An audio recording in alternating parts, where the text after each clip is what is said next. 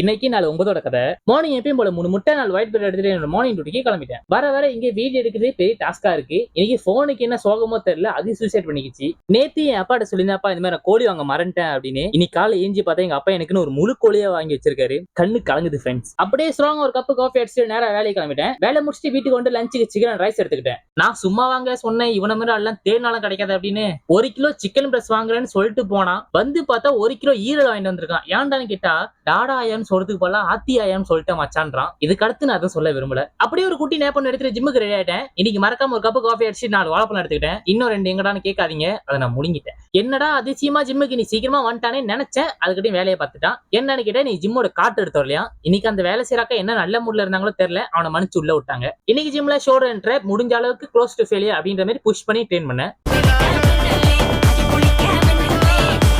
ஜிம்லயே காடி முடிச்சுட்டு வீட்டுக்கு வந்து போஸ்ட் சிக்கன் ரைஸ் எடுத்துக்கிட்டு அதுக்கப்புறம் பால்ல 2 ஸ்கூப் தட்டி எடுத்துக்கிட்டு இன்னைக்கு டே முடிச்சிட்டேன். நாளைக்கு பார்ப்போம்.